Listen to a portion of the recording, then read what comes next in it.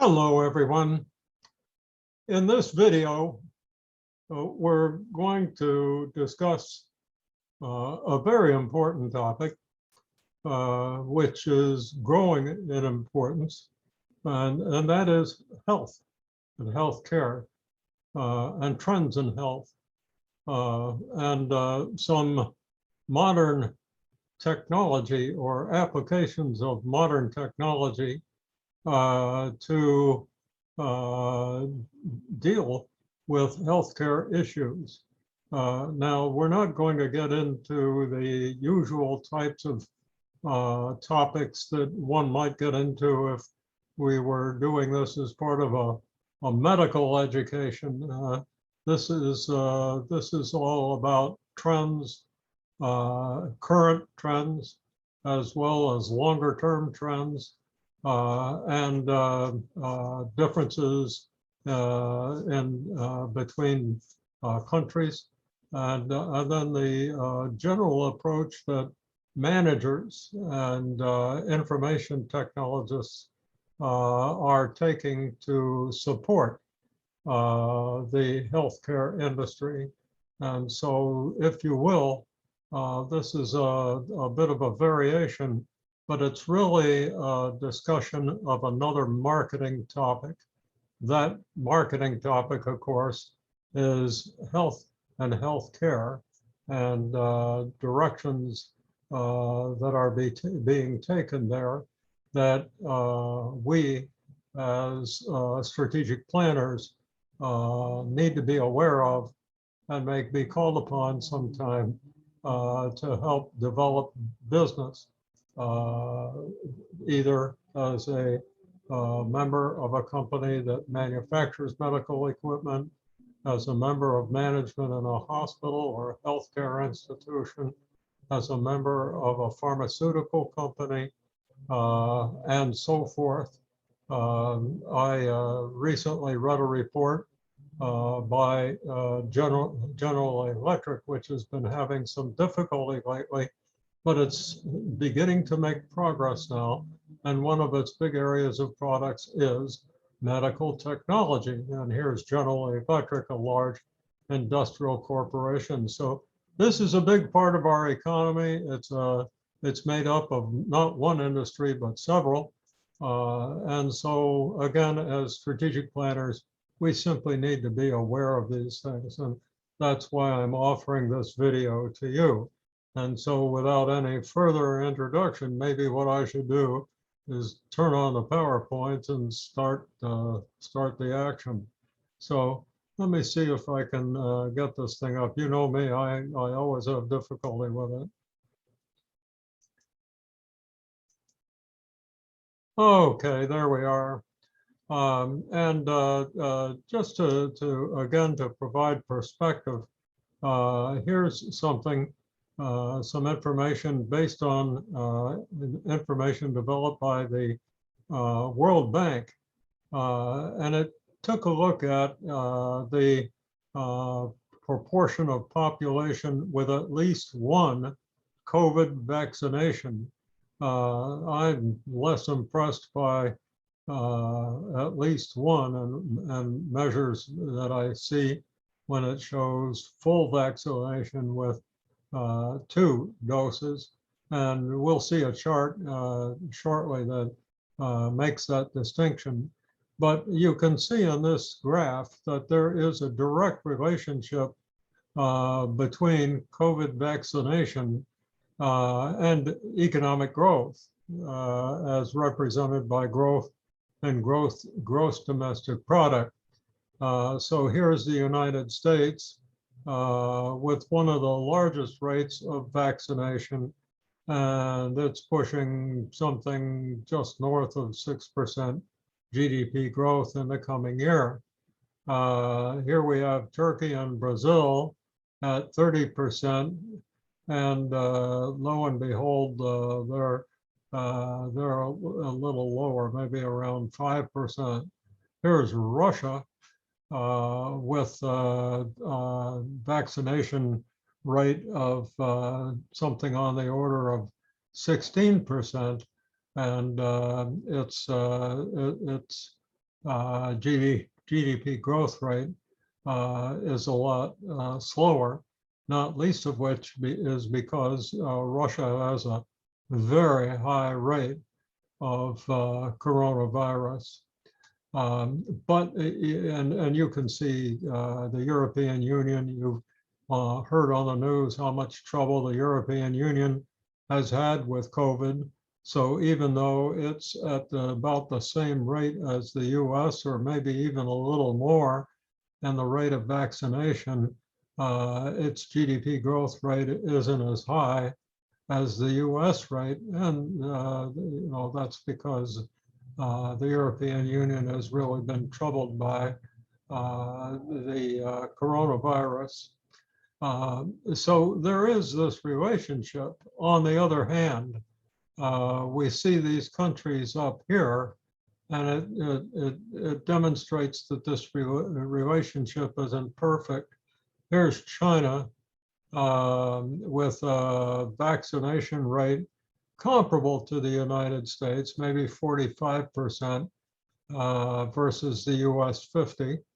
But its anticipated growth rate in the current year is about 8%. And remarkably, India's anticipated growth rate is about 8% too, although it has achieved a vaccination rate not much more than 15%. Argentina, with a vaccination rate of a little better than 30, anticipates 7% GDP growth. Now, that doesn't mean that these forecasts are going to come true, but the World Bank is pretty good at what they do. And these data were published in The Economist on June 19, so they're pretty recent. What this says to me is that indeed there is a relationship between COVID and economic performance potential, but it's not a perfect one, that there are other factors that enter into the picture, as we see in India especially. Now I always have my misgivings about data from India, because India is reputed to have very poor economic statistical information and domestic information regarding such matters as COVID vaccinations. So although these are the data that we received from the World Bank, I always have a little question about the information I get about India, because it's just not as reliable as other countries' information. Here is a fascinating graph. And again, it was produced by the World Bank. It shows the cumulative doses of COVID vaccinations. Now, there are 1.4 billion people in China, and yet the cumulative vaccinations appear to be something in the neighborhood of 1.8 billion. How can that be true? And the answer is, of course, that China is administering more than one dose per person, and has done a really good job of that. And so if you divide this 1.8 by two shots per person, you get about 900 million out of 1.4 billion, and that gets you just about to the proportion that we were talking about earlier. So that's the way to read this chart. You can see that India was progressing slowly, and has now really picked up the speed of inoculations. Nevertheless, this is perhaps 500 million doses in a population, again, of about 1.4 billion. These are probably, not many of them are double doses. India has a long way to go. For quite a while, the US was in the lead in this process up until April, perhaps, of this year, and has continued to administer vaccinations. But in this summer, India took off and quite reasonably has exceeded the US in doses because they've got so many more people. The US, on the other hand, has administered some 350 or so doses. It's got a population of 330 million. You have to remember that many of these, if not most, are double doses. So the 340, if you will, million doses were delivered to 170 million people out of 340. So if we go back here again, here is the US at 50%, which works out just right. So, and then we see some smaller countries down here. You have to follow the lines down or the connection lines down to the line representing the country. So way down here is Turkey, France, and the UK. Here's the other chart that I mentioned, distinguishing the single dose versus the double dose. The dark line, fully vaccinated. The lighter green line, people only partly vaccinated, for usually meaning with just one dose. Nevertheless, we have to be impressed by Canada, don't we? Canada appears to have done better than just about everybody else, both with full doses at about 2%, and with at least one dose, 72 or more percent. And that's a lot better than other countries. The US, for instance, is at about 50% full dose, and maybe 58, 57% at least one. We see down here with this at this lower arrow, the world average, and you can see the world average for full vaccinations only about 15%, and at least one dose 30. Now, what's also interesting is that we see lots of countries in this region that we are quite familiar with. For instance, here, if Canada is our northern neighbor, Mexico's our southern neighbor, and Mexico has achieved about 22% full vaccination and almost 38%, at least one. Colombia, on the other hand, is in a similar position to Mexico, and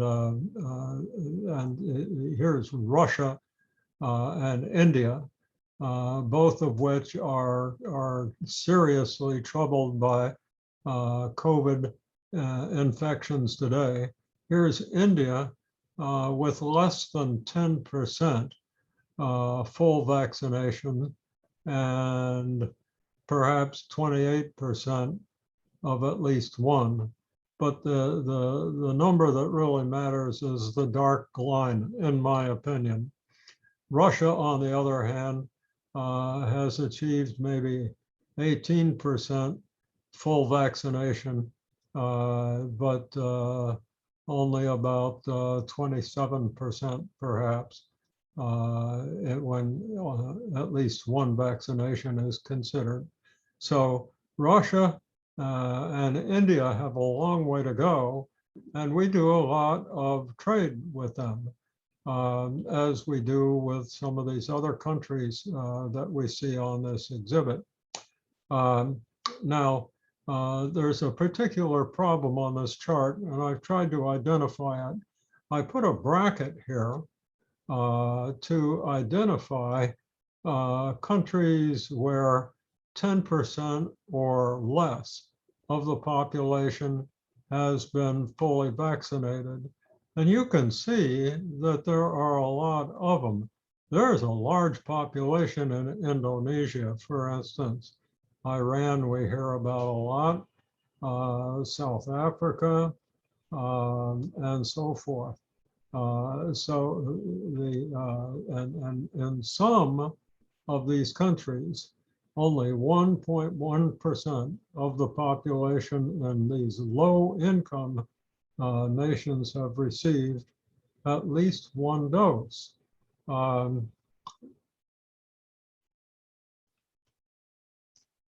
These nations are in trouble. And that is because with very high rates of COVID, their economies are going to have a great deal of difficulty growing, as we have seen. Also, because the population is not protected by vaccinations, they are breeding grounds for new variants. So the Delta virus, I think, came from Peru, and I think one of the earlier viruses came from India. And so one of these countries easily could be home to the next variant because they've got very little protection against infections. So let's move on. Here is another chart pretty much talking about the same thing that we've been talking about. And it simply summarizes the share of people who received at least one dose, and it provides some differences between countries. And it's a sample because the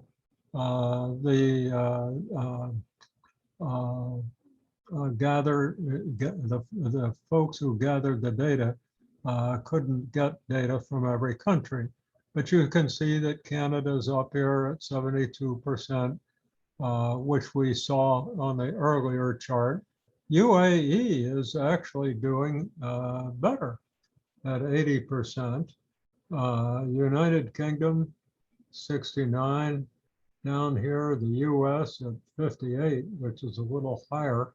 That's because it includes those people with just one dose rather than two, and so forth all the way down. What do we see down here at the bottom? We see that the world average is only 30%. That's not encouraging. And that India's rate is somewhat less than that, about 29%. As I mentioned, there's a big push in India to get people vaccinated. So we may be seeing some improvement the next time this graph is produced. But what the graph tells me is that we've got a long way to go before this problem is solved.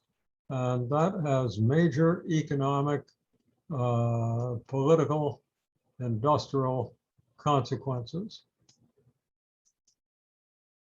Along with which we have a variety of public health issues.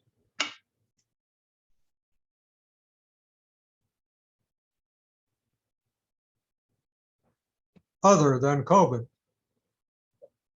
So, but one thing that the folks at The Economist magazine did was to try to come up with an index measuring normal life. normal social existence. Now, they did this for England, and if we did it for the United States, I think we would change it a little bit. But nevertheless, it's an interesting approach. So the folks at the economics unit put together 3 groups of variables with regard to travel and mobility, road traffic, airline flights, and public transit, which is extremely important, not just in the UK, but in Europe generally, much more than the United States.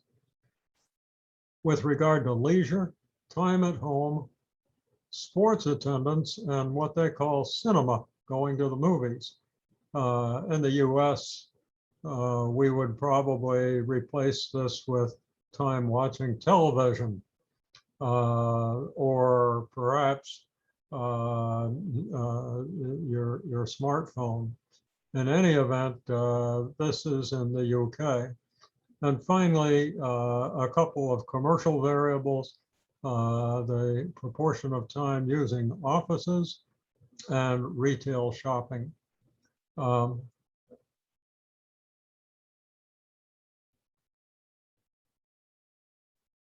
So here are the results. And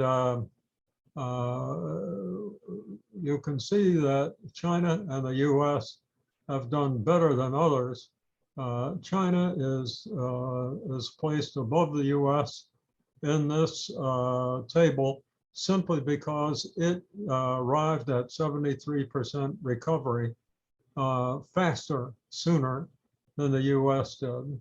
And this was the choice of the authors, not me. So there's a reason for that, in case you're bothered by China being on top of the US.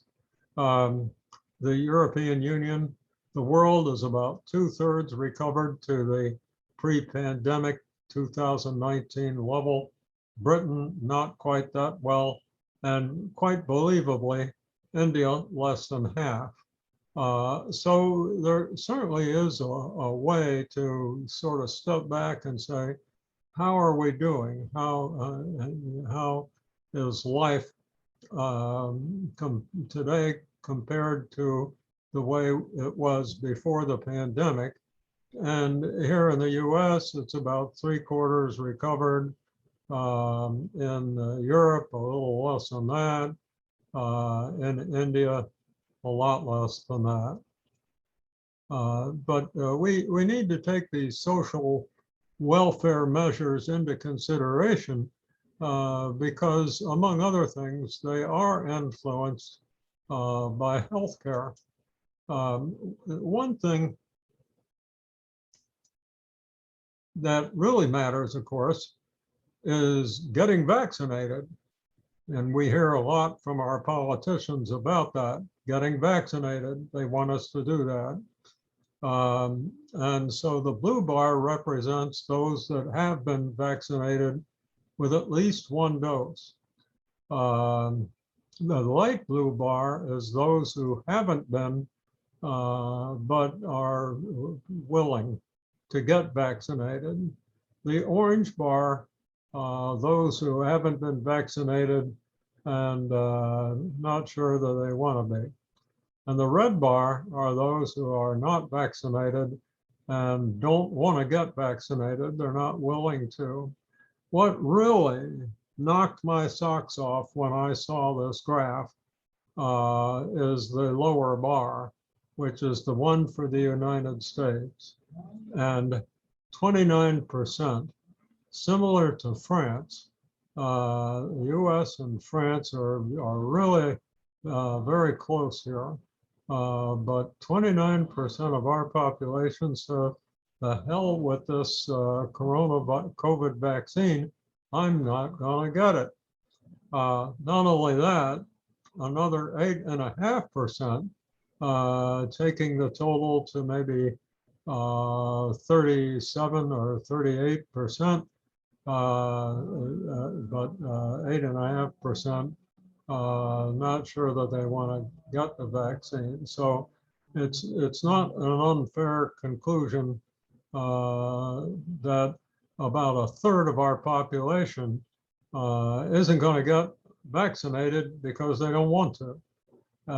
Similarly, a similar proportion of people in France. The French people can be quite obstinate and independent and don't like to be told what to do. I've spent a fair amount of time in France, and this somehow rings true to me. But to see the United States resisting recovery by such a simple, effective device as a vaccination amazes me. Nevertheless, this is going to make it difficult to gain full recovery, right? To get back up here to full recovery and to move further out on that chart. So this is a concern. Now, in other countries, there are other kinds of social health care concerns. In large countries, the levels of income are nothing like they are in this country. And many people travel by mass transit, by bus, and by electric, I'm trying to think of the transit tram, by trams. I've spent a lot of time in Europe. I'm thinking right now of being in Hungary, or let's see, what's the other country I'm thinking of? I've got a mental block right now. But in any event, the travel quite normally is by mass transit. And in many countries of Europe, it's a very common. It's not an indication of people's inability to afford a car. It's just a lot easier and more practical to use the tram. I rather like them. In any event, when you get into countries that are not as wealthy as countries in Europe, people still use mass transit. And in this case, remember, they're probably not vaccinated as much.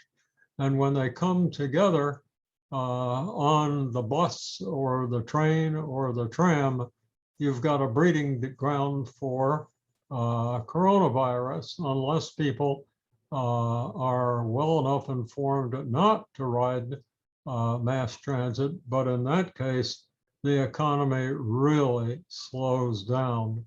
So, and a couple of comments from these data that I picked up from a publication about mass transit, but about 100 cities have populations of at least 4 million. This is, there are a lot more cities than that. I'm not sure, this may be in Europe. COVID lockdowns have reduced safe transit capacities a great deal. So perhaps this is just the UK. But because it's more dangerous to ride mass transit, the safe transit capacity was knocked down by 85 to 65%, down to 15 to 35%. So that affected the London subway and the Holland railway system. Ridership has had to decline. The comment in this article was made that as economies reopen, so will the demand for transit. And yet there is this problem of social distancing. And of course, in the UK and Holland and France and Spain, Germany, Belgium, what are we looking at today? We're looking at the Delta variant and another wave of infection, which of course can grow to the extent that people use mass transit and come close to each other. The Delta variant is characterized most notably by the much faster, the much more pervasive rate of infection that it can accomplish compared to the Alpha variant, the earlier versions of the coronavirus. So the Delta variant is apparently 8 times as mobile, as transitory as the earlier versions. So if people come together on a tram or a bus or a railway car, the chances are that they're going to catch it. So, why is that important? And so the folks who did this article that I pulled these data from took a look at just what people are riding mass transit for. And we can see that office jobs are right up there near the top. Others are less important, retail and hospitality and healthcare are important. Together, they add up to 17%. Education, folks get from home to school on mass transit in Europe and so forth. So if we just were to add office jobs and education, 40% of public transit is used for that purpose. So what do? What are the approaches? And depending upon the approach taken, a country's economy will be affected. And so one way is to limit the ridership. Just don't let some people ride. For instance, maybe they don't need to take the bus to go shopping. I suppose they ought to be able to take the bus to go to the hospital or the doctor. To go visit their friends, maybe they can do without that. Or to go to the park to play soccer, maybe they can get along without that. But those are some of the issues with regard to ridership and limiting it. Staggering ridership could be another thing. Some people have to get to work in the morning, and maybe that's when they have priority. If you're going to limit capacity to 15 to 35%, and 21% of mass transit is for office jobs, during commuting hours, they're probably the only ones, except for emergencies and so forth. But wait a minute, isn't that the same time that people go to school? Well, here we are with an issue. But we could stagger the ridership. We could make people eligible to ride mass transit at different times of the day, and insist that they wear face masks. Now, some of you are probably thinking in terms of Europe, and perhaps thinking that although these are challenges, they're manageable.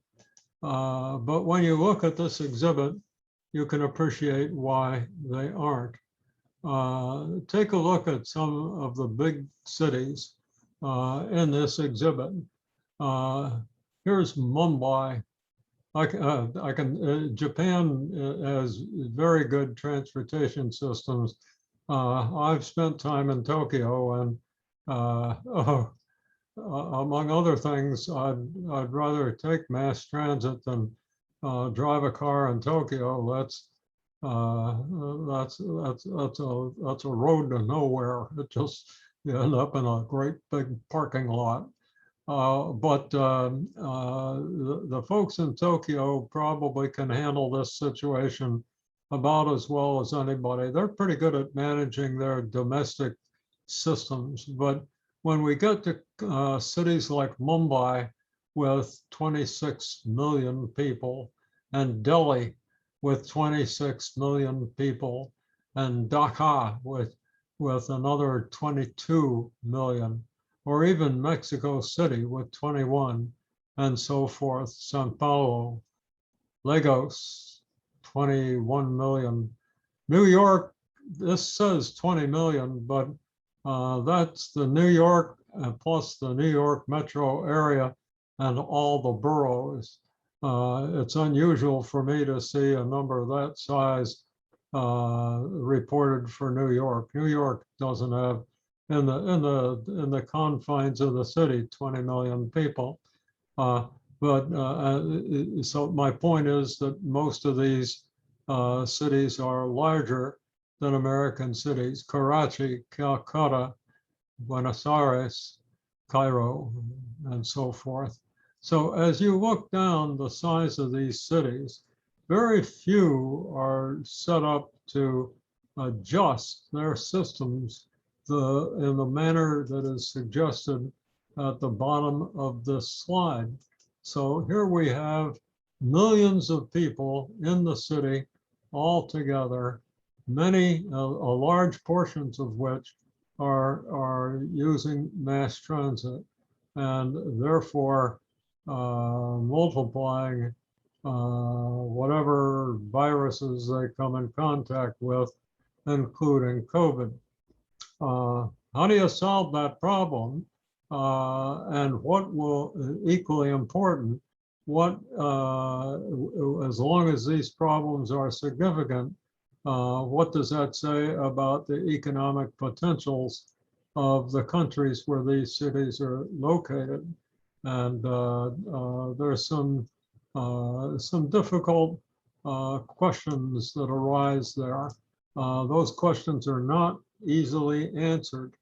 But again, if we're strategic planners, especially if we're interested in international commerce, we really need to come to grips with those questions. So, COVID is not the only disease that we need to deal with. There are others. This is a list of the 10 deadliest diseases, that is to say, where deaths occur the most, and this ranking was done before COVID arrived by the World Health Organization. So World Health Organization probably will issue a new list one of these days. But these are the health issues that are high on the priorities of medical research firms, pharmaceutical firms, medical machinery and equipment firms, and so forth.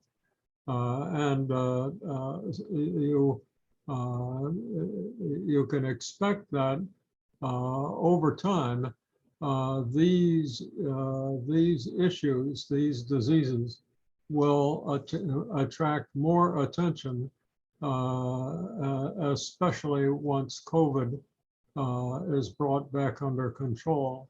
So we have heart disease, stroke, which is related to heart disease, respiratory infection, such as pneumonia, chronic obstructive pulmonary disease, COPD. You may have heard about that that term on TV, but it's a big deal. Note that pulmonary disease and respiratory infections are related, as are trachea, bronchus, and lung cancers. So, the items 3, 4, and 5 are approached by similar organizations. Diabetes, Alzheimer's, um, diarrhea, which occurs in underdeveloped nations among children that die because of dehydration, tuberculosis, and cirrhosis of the liver, among other things that can come from too much drinking. So these are the 10 diseases that attract the most attention of pharmaceutical firms, medical researchers, and so forth. And so once again, if we're in the healthcare industry, we're likely to see attention paid to these issues with priority. And they differ quite a bit between nations, don't they?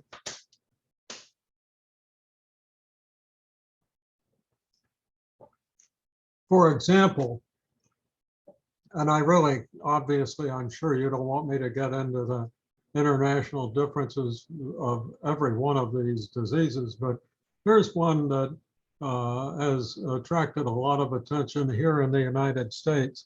So I chose it, and the graph on the left demonstrates the growth rates of diabetes in different parts of the world. And you can see that in North America, the growth rate is 37%. And so you might think it's not as bad as other parts of the world. But hold your judgment, because I'm going to show you some other information pretty soon.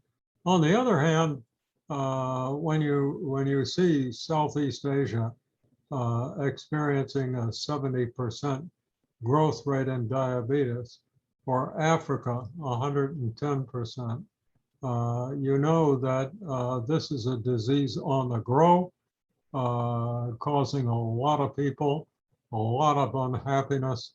And so there will be a lot of attention in the medical community to this particular disease. If you look at the number, just the numbers of people where this disease occurs, it's important to remember that countries differ in their population sizes. So China and India both have about 1.4 billion people. And yet China has half again as many people with diabetes as those in India. And the reasons are not too hard to figure out, but there are not a lot of fat people in India. There are, in fact, the people that are well off have do have some problems of obesity, but it's less likely to happen in as large proportions in India as in China. The US, 24 million. That's a lot. 24 million Americans have had diabetes, and I guess these data were from 2013, and since then these numbers undoubtedly have grown, and so forth. I simply calculated those numbers as a proportion of today's population rather than the population in 2013. If I had used the 2013 population, these proportions would have been much higher. But you can see that there are some countries, such as Germany. I love German chocolate. Oh boy, that's so good. And there you are, take a look. They're at the highest rate of obesity. Russia, also high, also the US, and surprisingly to me, China. But Germany is an exception because it has such a high rate. So what is it that causes such a high rate of diabetes in Germany? And it's undoubtedly the diet. Um, so here then is another way of looking at the same problem, and that is the obesity problem, or folks who are overweight. And again, drawn by another of the health management services of the government. I don't recall which. But you can see the US is at the top. And almost 42% of US women are overweight, as opposed to 38% of men. Now this is overweight as opposed to obese. If we measured obesity, then these numbers would be lower, but these are overweight. But these people, by virtue of their overweight, have health problems. If we look at Mexico, it's second, and not too far behind the U.S. I wonder what they have in common. It turns out that one of the things that Mexico has in common with the U.S. is a high rate of carbonated beverage consumption and sweet beverage consumption, lots of sugar. So that turned out in research to be one of the reasons for Mexico having a high rate of obesity. And then number 3 on this list is Russia, where twice as many women as men are overweight, and that proportion gets to be pretty high. And then we see in India, the proportions are much lower, as they are in China. So the health issues related to weight and diabetes are reflective of this overweight problem that exists more in some countries than others. So what is it that medical technology can do to help? And it's amazing just how much there is. First of all, the artificial intelligence is now assisting in diagnosis of disease even before diseases appear, and using deep learning in medical diagnosis, for instance, to detect cancer. And a demonstration has been done by Google to show that a neural network, an artificial intelligence neural network, can be trained to detect lung cancer, for instance, as a result of previous smoking of cigarettes, earlier and faster than trained radiologists can. So the system can see the results of the X-ray or the CT scan, whatever it might be, and pick up the symptoms and their patterns and identify the potential for lung cancer faster than a trained professional person can do that. And we'll see such developments in artificial intelligence as we go forward. So this is a tremendous advance, but it also is a tremendous industry, and it's going to change the medical diagnostic practices. Diagnosis is just another version of what we've been talking about, but to gather and process healthcare data, offer recommendations to physicians, to analyze images such as CT scans and X-rays and recognize patterns, and make more accurate diagnoses faster than humans can. And as time passes,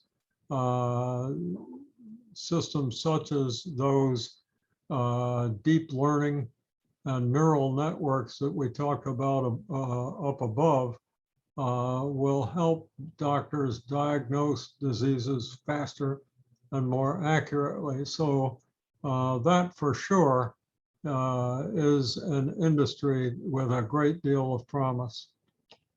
And not in the distant future, but right now.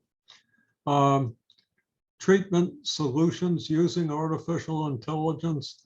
The systems are used to help doctors form plans for treatment, as well after diagnosis.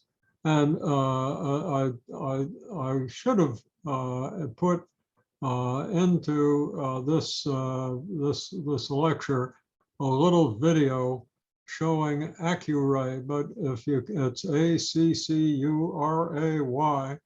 and if you get a chance to look at it, you can buy the stock of Accuray, which is why I became aware of it.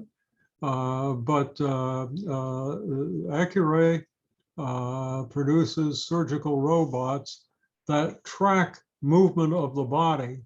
The problem with being very precise in doing surgery, for instance, on cancers, not all cancers are huge. As a matter of fact, get the job done, you got to get the little stuff. But it's also just difficult to get right in the part of the body where the cancer exists.